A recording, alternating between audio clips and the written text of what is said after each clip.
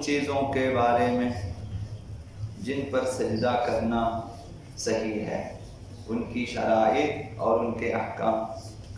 تو جب انسان سجدہ کرتا ہے تو سجدے میں واجب ہے کہ پیشانی کو ایسی چیز پر رکھے جس پر شرعاً سجدہ کرنا صحیح ہو، جیسے پاک مٹی، پاک پتھر اور اسی طرح سے پاک لکڑی۔ ایسی چیزیں جو زمین کا حصہ ہو اور کھانے پینے میں اور جو ہے لباس وغیرہ میں استعمال نہ ہوتی ہو، کو غیر معقول اور غیر ملبوس ہونا ضروری ہے کہ وہ چیزیں زمین کی جو لباس میں استعمال ہوتی ہیں، وہ چیزیں جو کھانے پینے میں استعمال ہوتی ہیں، ان پر سجدہ صحیح نہیں ہے۔ تو لہذا زمین سے اگنے والی اور زمین کی وہ چیزیں جن پر جو ہے ان پر سجدہ صحیح ہے جو کھانے پینے میں استعمال نہ ہوتی ہیں، لہذا اور جس چیز پر سجدہ کرنا ہو اس کا پاک ہونا واجب ہے۔ جائے نماز اگر نجس ہے اور خشک ہے تو پرواہ نہیں ہے، لیکن سجدگاہ پاک ہونا چاہیے، اور پورا سجدگاہ بھی پاک ہونا ضروری نہیں ہے، وہ طرف جس پر آپ پیشانی رکھتے ہیں وہی پاک ہو کافی ہے۔ مثلا آپ کے پاس جو ہے ایک پتھر کا ٹکڑا ہے، یا مثلا جو ہے ایک خاک ایک جو ایسے ہی مثلا مٹی کا ٹکڑا ہے کہ ایک طرف نجس ہے دوسری طرف پاک ہے، تو وہ پاک والی طرف پر سجدہ کرے مثلا کافی ہے۔ یا ایک پتھر کا ٹکڑا، ایک طرف نجس ہے دوسری طرف پاک ہے، پاک والی طرف پر پیشانی رکھے کافی ہے۔ تو جس جگہ آپ نے پیشانی کو رکھنا ہے سجدے میں، وہ جگہ پاک ہونا واجب ہے، خشک ہو یا نہ ہو وہ جو ہے پاک ہونا ضرور۔ اگر نجس ہو نماز باطل ہے، باقی جائے نماز پاک ہو بہتر ہے، اگر نجس ہے اور خشک ہے پرواہ نہیں ہے، آپ اس پر نماز پڑھ سکتے ہیں، لیکن سجدے والی جگہ کا پاک ہونا ضروری ہے۔ اور جس چیز پر سجدہ کرنا ہو اس کا مباح ہونا بھی واجب ہے کہ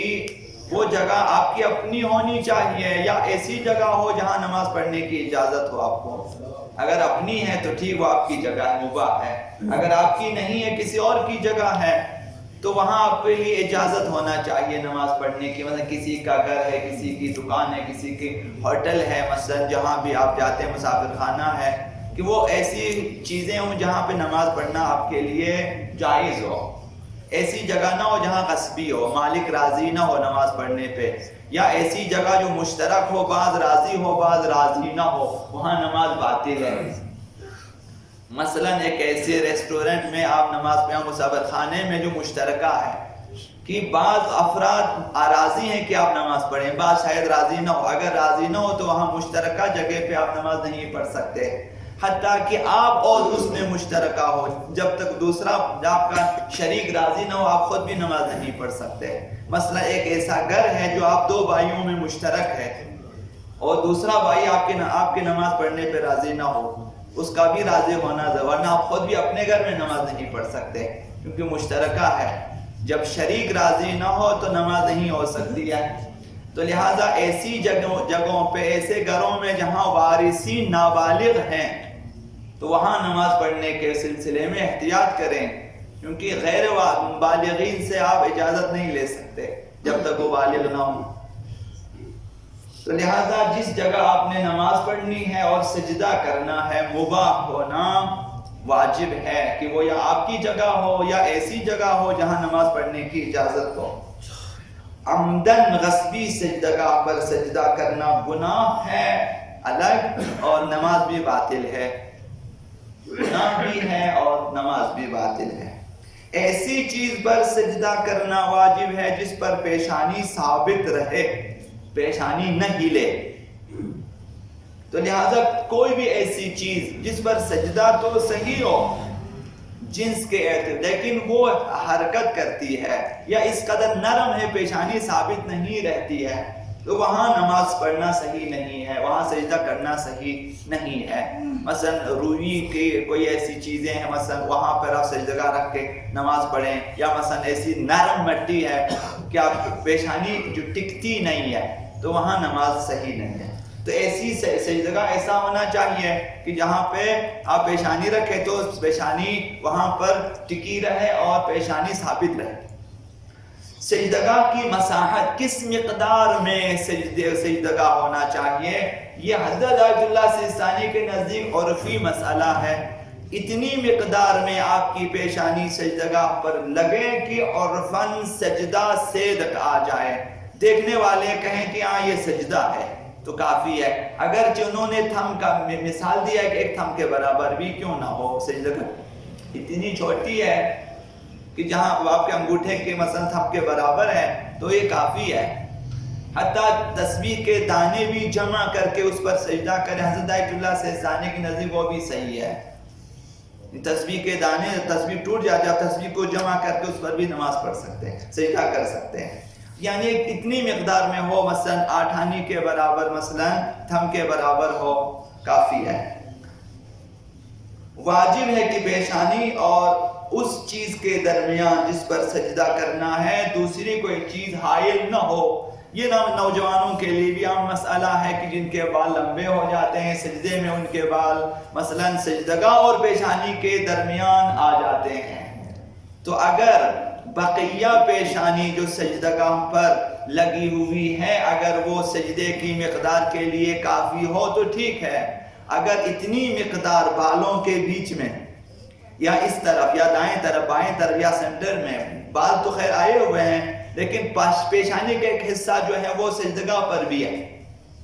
اگر وہ سجدے کے لیے کافی ہو تو ٹھیک، ورنہ پھر وہ سجدہ صحیح نہیں ہے۔ اسی طرح خواتین کے لیے، بعض خواتین کی چادر جو ہے چونکہ پیشانی پر ہے وہ سجدگاہ اور پیشانی کے بیچ میں آ جاتی ہے، یا ان کے بال آ جاتے ہیں، تو یہ احتیاط کرنی چاہیے کہ پیشانی براہ راست سجدگاہ پر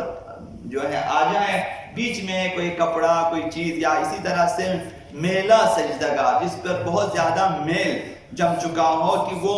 اصل مٹی تک پیشانی کو پہنچنے نہ دے، تو یہ اشکال رکھتا ہے۔ لہذا صاف جو ہے سجدگاہ رکھنے کی کوشش کریں۔ کوئی مہنگی چیز ہے نہیں ہے، آپ دکان میں جا کے 20 دانے سجدگاہ خرید کے گھر میں رکھیں، جو بھی پرانا ہو جب اس کو رکھیں دوسرا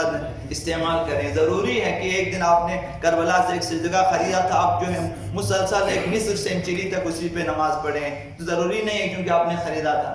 صاف کر سکتے ہیں، بعض لوگ بنا سکتے ہیں، پرانے ہو جائیں اس کو مثلا صاف کر کے دوبارہ سے نئے سجدگاہ بھی بنا سکتے ہیں۔ بہرحال یہ احتیاط کرنی چاہیے کہ جب بھی آپ کو لگے کہ سجدگاہ جو ہے وہ میلا ہو چکا ہے تو اس کو تبدیل کریں، خریدیں، بہت سارے سجدگاہ مل جاتے ہیں، کوئی ایسی بات نہیں۔ واجب ہے کہ سجدے میں پیشانی کو مثلا خاک پر رکھنا ہے، پتھر پر رکھنا ہے، یا ایسی چیز پر سجدہ صحیح ہو، یا ایسی چیز پر رکھے جو زمین سے اگتی ہو جیسے لکڑی یا درختوں کے پتے جو کھائے نہ جاتے ہوں یا لباس میں استعمال نہ ہوتے ہوں۔ اگر کاغذ ایسی چیز سے بنایا گیا ہو جس پر سجدہ صحیح ہے، جیسے لکڑی سے بنایا، بھوسے سے بنایا ہے مثلا، یا کتان سے بنایا ہے، تو ان پر سجدہ صحیح ہے۔ کاغذ آپ کو اگر معلوم ہے کاغذ کس چیز سے بنا ہے۔ سجدے کے لیے سب سے بہتر تربت سید الشہداء ابو عبداللہ حسین علیہ السلام ہے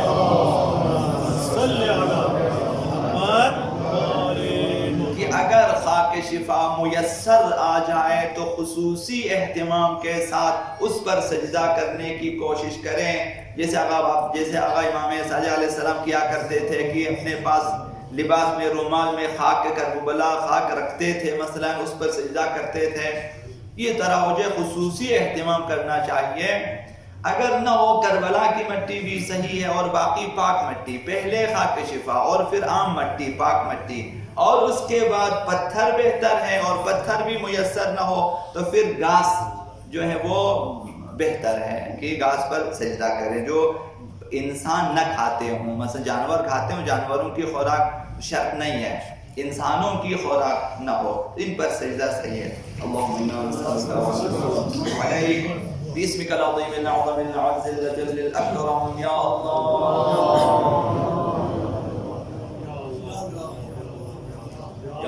یا رحمان یا رحیم یا مقلب القلوب ثبت قلوبنا على دینک اللهم اهدنا من عندك واغفر علينا من فضلك وانشر علينا من رحمتك وأنزل علينا من بركاتك. اللهم نور قلوبنا يا الله، وبيض وجوهنا يا الله، وأهلك أعداءنا يا الله، واشف مرضانا يا الله، وآمن من كل بلائنا يا الله، واغفر ذنوبنا يا الله، واستر عيوبنا يا الله، بحق محمد وآله الطيبين الطاهرين. إلى روح المؤمنين والمؤمنات، رحم الله من يقرأ الفاتحة